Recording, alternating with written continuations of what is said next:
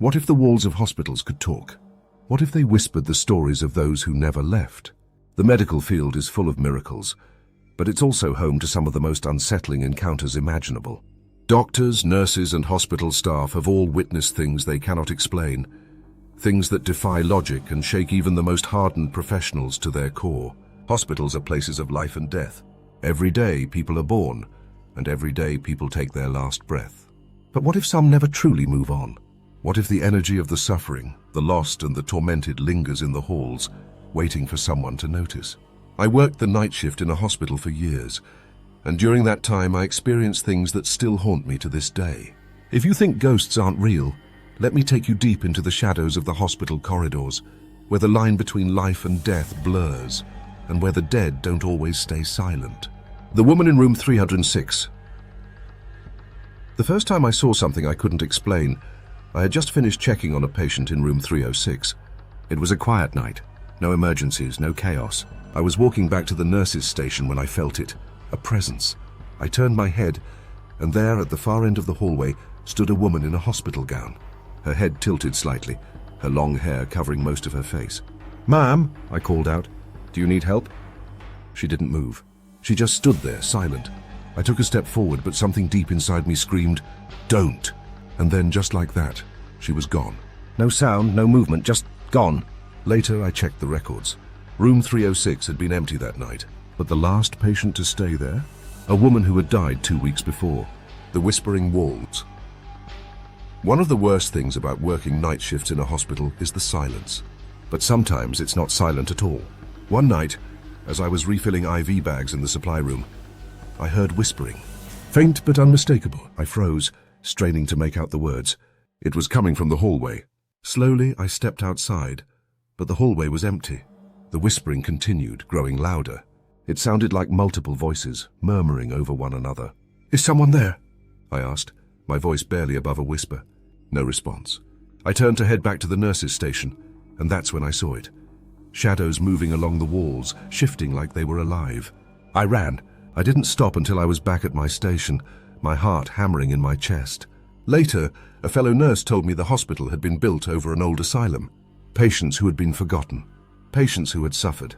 Patients who, perhaps, still whispered their pain in the dead of night. The morgue's unfinished business. Every hospital worker dreads morgue duty. It's cold, it's unsettling, and it feels wrong. One night, I was asked to assist in transporting a recently deceased patient to the morgue. My partner and I wheeled the body down the long, dimly lit corridor, the wheels of the stretcher squeaking against the tiles. As we entered the morgue, the air turned frigid. We placed the body in one of the refrigerated drawers and locked it. We turned to leave, but then, bang! The sound came from inside the drawer. A loud, desperate pounding. My partner and I froze. We looked at each other, our faces pale. The pounding grew louder. "No way," my partner muttered, reaching for the lock. "It's not possible." Before he could open the drawer, the pounding stopped. The entire room fell silent.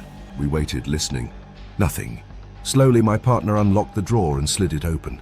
The body was exactly as we had left it, but the inside of the metal drawer was covered in scratches. That was the last time I set foot in the morgue alone. The elevator ride from Hell hospitals have multiple floors, and night shift workers rely on elevators to get around quickly. One night, I stepped into an elevator after finishing a late-night check on a patient. I pressed the button for the first floor, and the doors closed. Then the elevator began to descend, too fast. I gripped the rail, my stomach flipping as the numbers on the display blurred. The elevator wasn't stopping. It was falling. I braced myself for impact, my heart pounding in my ears. And then, just as suddenly as it started, it stopped. The doors slid open. And I was not on the first floor. The hallway ahead was unfamiliar, old, covered in peeling paint. The lights flickered. The air was stale, filled with the scent of decay. I stepped out, my breath shaky. Then I heard it, slow, shuffling footsteps. Something was coming. I turned and slammed the elevator button. The doors wouldn't close. The footsteps grew closer. A shadow emerged at the end of the hallway, moving toward me. Finally, the doors slid shut and the elevator began moving again. When they reopened, I was back on the first floor. I checked the hospital map. The floor I had seen didn't exist. The bed that made itself. There's an old superstition among hospital staff. Never leave a patient's bed empty for too long after they pass. It invites something else to take their place. One night, After an elderly patient passed away, the cleaning crew was scheduled to clear the room. But before they could, I walked by and saw something impossible. The bed was making itself. The sheets smoothed out. The pillow fluffed itself. The blanket lifted, tucking itself in. I stood there, paralyzed, watching as an invisible force prepared the bed for its next occupant. When I finally found the courage to step inside, the air was thick with the scent of lavender, the same scent the patient's family had brought for her before she passed. I left the room and shut the door. When I checked later, the bed was still perfectly made. No one had entered since. Hospitals hold more than just the living.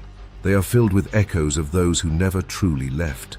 If you ever find yourself alone in a hospital at night, and you hear a whisper, or a soft knock, or see a shadow moving where it shouldn't be, don't turn around. Because sometimes the dead aren't ready to say goodbye.